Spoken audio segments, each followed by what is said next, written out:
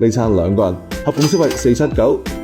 大家好，我係有嗰句講嗰句嘅斜槓莊園 Theo，又係返筍茂上中嘅一日啦。提前出門口支持咗一下標人，乾脆咧再去附近食返個小山日本料理苦飯啦。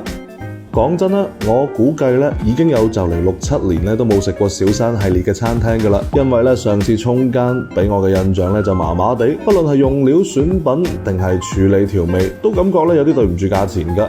工作日晚黑7點幾到店啦，店內咧目測就係3-4成嘅上座率啦，標準嘅日料店接待流程，熱毛巾、熱茶、餐前小食，菜單嘅呈現咧幾有意思㗎，中意邊度咧就點邊度。然而我哋咧其實係奔住呢個苦飯嘅套餐而嚟㗎。小山招牌雙人餐，出餐速度非常快，落單咧唔夠5分鐘咧就接踵而嚟啦。以下內容咧按照當日上菜順序：紫蘇葉腩肉卷。豬腩肉同紫蘇搓成一長條之後切片啦。豬腩肉嘅肥瘦比例適中，唔會有過於肥膩嘅感覺㗎。搭配紫蘇嘅獨特辛香咧都幾唔錯。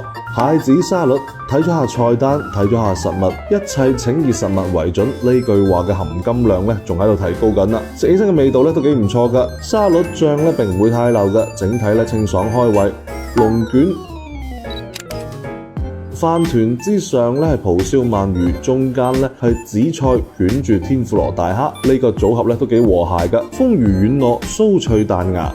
吉列豬扒煮蛋，啱啱炸好嘅豬扒，滾燙冒煙嘅湯汁淋上蛋液，迅速收汁啊！豬扒嘅脆漿非常薄，肉雖瘦但鬆軟，肉連筋嘅部分咧仲幾好食添。呢餐嘅主角登場啦，富貴刺身飯。海膽、甜蝦、吞拿魚、帶子三文魚子，呢個顏色嘅搭配咧係有加到分㗎，亦都難怪我最近咧間唔中就會刷到呢個苦飯嘅視頻，因為咧確實幾好出片㗎。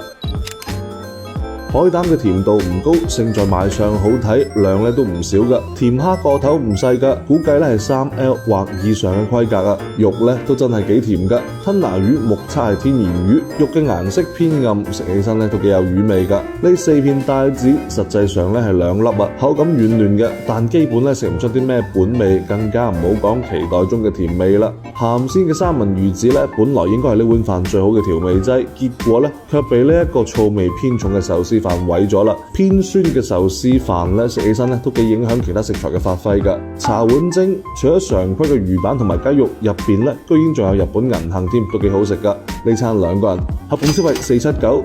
有嗰講句，呢次嘅體驗咧依舊冇改變我對小山系列嘅睇法啦。市場營銷呢一塊咧真係勁㗎，知道咧點設計菜品可以咧製造比較好嘅自然流量，強烈鮮明嘅色彩組合，再加咧1、2款普通食客睇落咧就覺得唔平嘅食材，流量密碼咧就咁樣誕生啦。呢餐咧令我有驚喜嘅咧反而係炸豬扒同埋龍卷啦。自費自願嘅 Theo 飯局即日起咧不定期盛行，歡迎新老朋友入群，踴躍參與啊！繼續同我一齊飲飲食食，人生積極，好嗎？